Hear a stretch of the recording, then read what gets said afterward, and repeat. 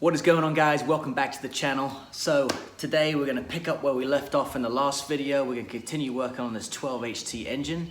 As you saw in the last video, we went ahead and cleaned it, degreased it. Now today what I'm going to do is I'm going to start tearing it apart, taking all the components off, and I want to try my hand at Cerakoting. I mentioned it in the last video. Cerakote is a really durable, high temperature, scratch resistant finish that I want to give a go. There's a bit of a fiddly process, but I want to try it anyway. So I'm going to pick apart on the engine, get it in the degrease tank, and then I'm going to shoot it with some garnet. They recommend either 100 to 120 grit aluminium oxide or a garnet that's like 180 to 100 grit garnet to sandblast it with. And then we'll get it in, get the Cerakote on it, get it in the oven, see how it comes out, and we'll go from there. So let's crack on.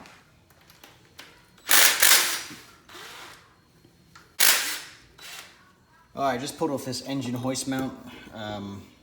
Pretty nasty, pretty mucky. I just want to try my hand at Cerakote this.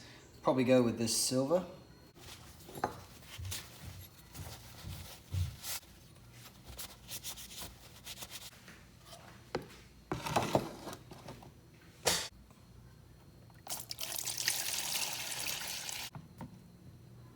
Okay, got this stuff. This stuff is just basically just an all-purpose degreaser and cleaner. It's called Simple Green. I've got some more hardcore stuff down there if I need it. But anyway, we'll leave that in there for about, I don't know, maybe 10, 15, 20 minutes, something like that. I'll come back over here to the engine and we're gonna start pulling everything off.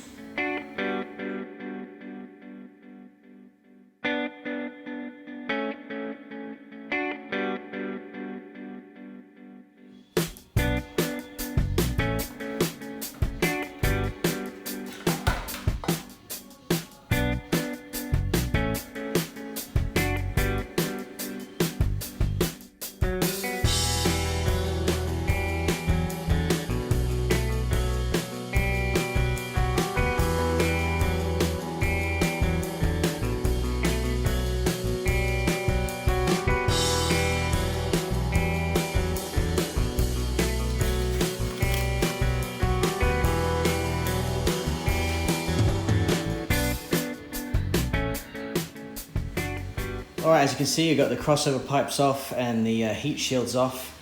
These things, oh man, these made me nervous, you know, these teeny tiny bolts. There's 10 of them to hold all these heat shields on, and I don't think they've ever been removed. So, a little persuasion, just being real careful, managed to get them all out.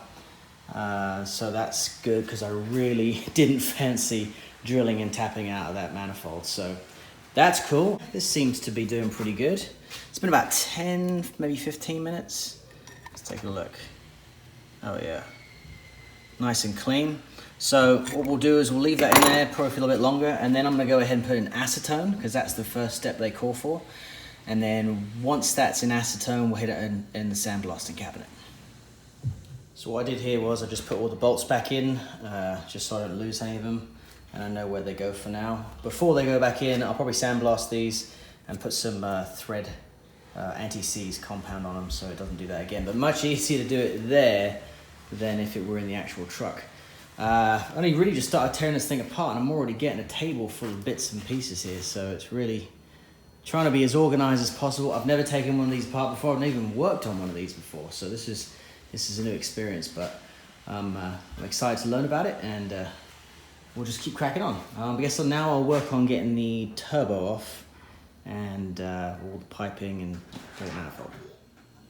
All right, it's been about 30 minutes. I'm gonna go ahead and put some gloves on, because now you're not supposed to touch the part at all, because any oil residue from your fingers that gets in there is gonna ruin the finish. So gloves on, in the sandblaster, then get it out, blow it off, and then we're gonna put it in the oven. I've just got like a little convection oven that I use for powder coating. I'm gonna stick it in there, 350 degrees for an hour.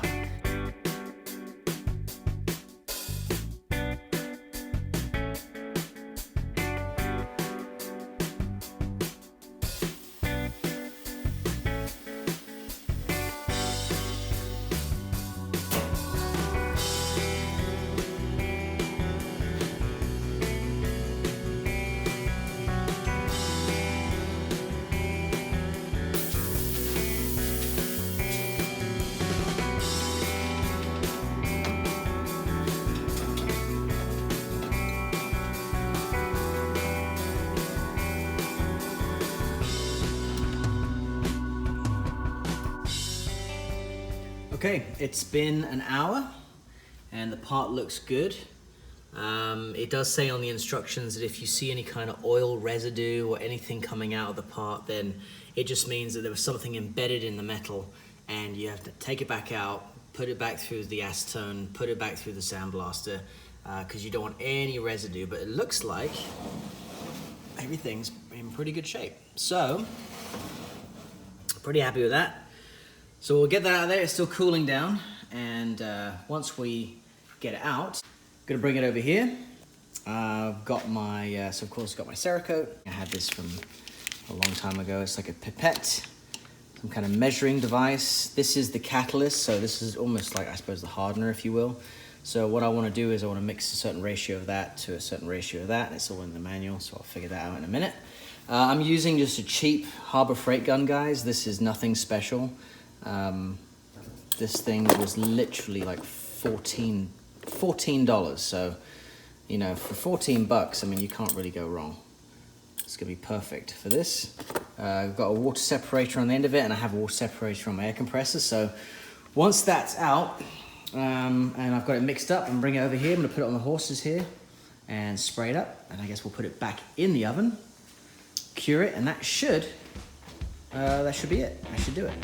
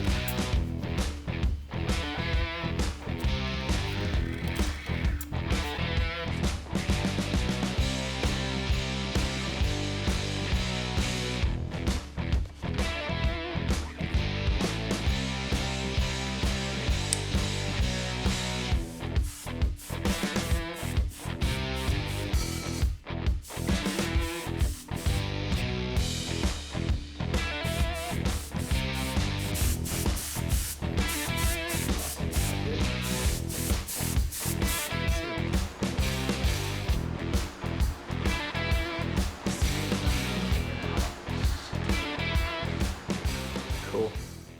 All right, let's see how we did. All right, guys, man, gotta be happy with that. That came out really nice. It looks a little different on camera than it does in real life. It's more of a, on camera it looks like a semi-gloss, but in real life it's more like a matte finish. And that came out really good. It's real durable. Seems to be real durable, I guess. But yeah, nice even coverage. Yeah, came out really nice. I'm happy with that. So let's put one of these on the engine and see what it looks like. Wow, check that out. What a difference. And the problem with doing something like this, of course, is now it makes the rest of the engine look like a mess. So I'm just gonna do a few bits and pieces here and there, things I'm gonna take off anyway. Like I'm gonna take the thermostat off, I'm gonna take the water pump off. I'm probably gonna remove this side cover, you know, take off that oil return line, you know, these coolant pipes up here, top of the fuel filter. So there's a lot of things I can do to kind of clean it up. And as you saw, it wasn't really a difficult process at all. It was just a little timely.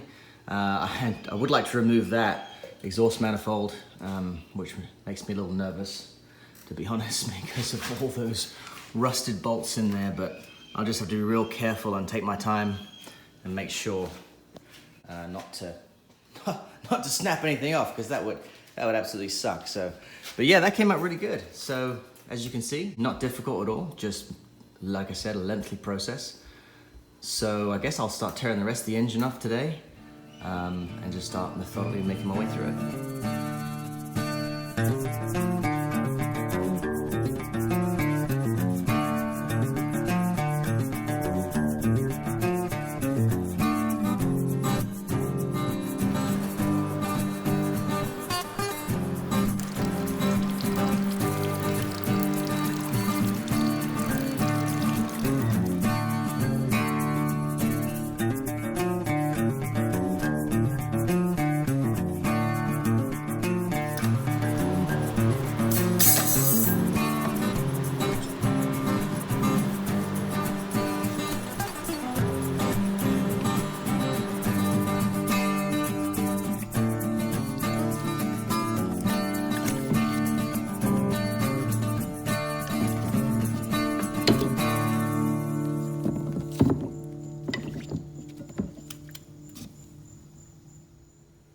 All right, guys, that is the left side of the engine pretty much torn apart. Only thing I've got left to do is take off these covers right here. I've gone ahead and plugged all the ports, the coolant port, the oil port, where the turbo return line goes for the oil. So that's all done. Came off really well. I was pretty happy with that. Everything seems to be in good shape so far. I'll know more. Hopefully this thing isn't cracked or damaged. I don't suppose it would be, but you know, these things are unicorn parts to get hold of. So once I sandblast it, I'll know more. But came off pretty easily, considering all these bolts came off easily. I was really surprised. You know, I was expecting the exhaust to give me a bit of a headache, but no, it was brilliant. No issues at all. All right, so here's the turbo. Everything looks to be in good condition. The wheel doesn't seem, the rear impeller wheel doesn't seem to have any damage. It moves freely. There's a little play, but not much. Very barely any play in there. And here's the front. The wheel spins nice and freely. Bearing seems to be in good shape, so that's good news. So the next step after I get this all cleaned up, I'm gonna go ahead and clean up the block. So get those two covers off, clean those up, and then I'm gonna repaint the side of the block, start getting everything back together. And then I'm gonna start moving around to the front. I need to get the front seal replaced and then just keep working my way around and hopefully have this thing back together in no time.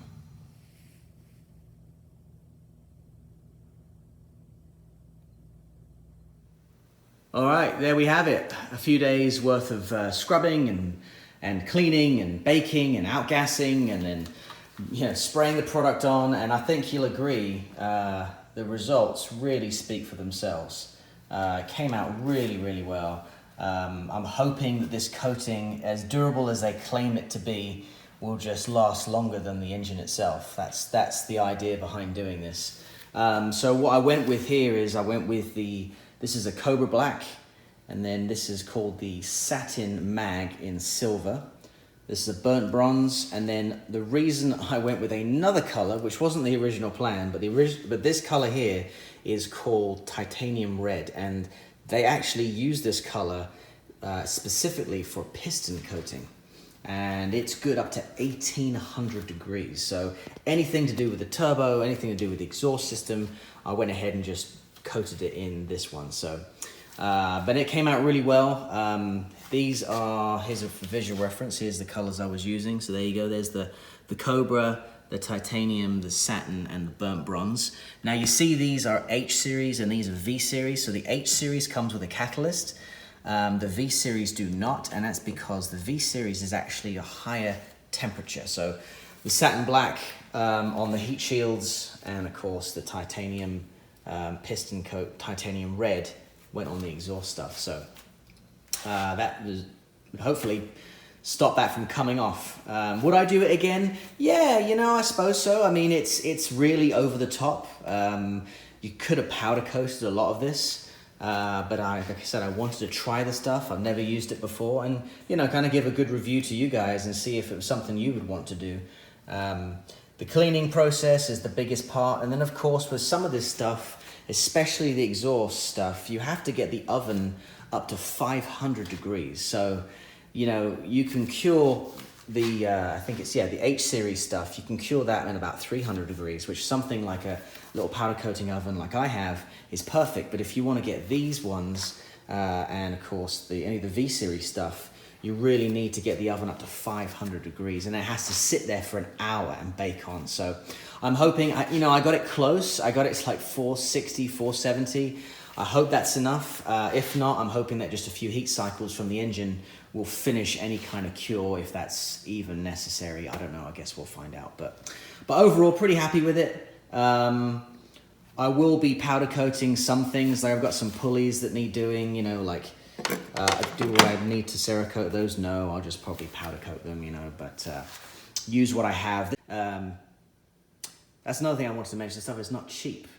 So these are about $35 for the small ones, and then you get into the big stuff and it's like $60. You get more for $60, but if you just want to try some samples out, you're talking about $35 a pop. And whereas a bag of powder, which would typically last a lot longer, You can pick that up for like $15 to $20. So it's definitely more expensive to do this, but I'm hoping the result's gonna be worth it. A powder coat on parts, especially like these heat shields and things like, you know, this exhaust and turbo stuff. It's just gonna melt right off. I mean, it won't withstand those temperatures. So hopefully this, like I say, this will stand the test of time, and the parts will keep on looking good for many years to come. As far as the engine itself goes, as you can see, everything's cleaned and been scrubbed, and I just got everything plugged up where I don't want paint going in. So I'm gonna go ahead and probably give that one more clean. I've got to clean this gaskets around where the side covers go. Coming around to the front, I'm gonna go ahead and pull off the crankshaft pulley and replace the seal that's in there. Don't know if it's bad, but like I said, I've got a full Toyota kit, so may as well go and replace it while it's all there, or while it's on this engine stand anyway. The injectors, I want to pull these injectors off.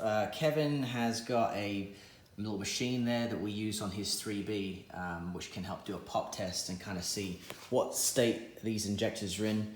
I have no idea if they're any good or if they need rebuilding, so we'll be able to determine that hopefully. Get the lines off, Cerakote those, and just keep working around the engine. So making some good progress. Wish I had more information for you guys on the bed right now. Unfortunately, the fabricator who's doing this stuff for me or helping me out with this, he's just backlogged with this whole coronavirus stuff, so he's just trying to play catch up. So nothing I can really do there at the moment. However, I do have one good bit of news, and that's the transfer case gears. The ones I've been waiting for are finally in. So we'll be able to get these gears over to my mate's shop, and with a bit of luck, get that transfer case back together and get the transmission back over here so we can start getting it back in the Landcruiser. So that's a win. Anyway, that is going to be a wrap for today's video, guys. Thanks again so much for watching. Sorry the content isn't coming out as quick as it was in the beginning. Just like I said, with this coronavirus stuff, it's just slowing everything down and everything is just getting backlogged. So, but we got some really, really cool videos coming out down the line, so stick with us for that. Appreciate you joining us. Please be sure to like, subscribe, share. Check us out on Instagram at Music City Cruisers, and we'll catch you next time. Thanks for watching.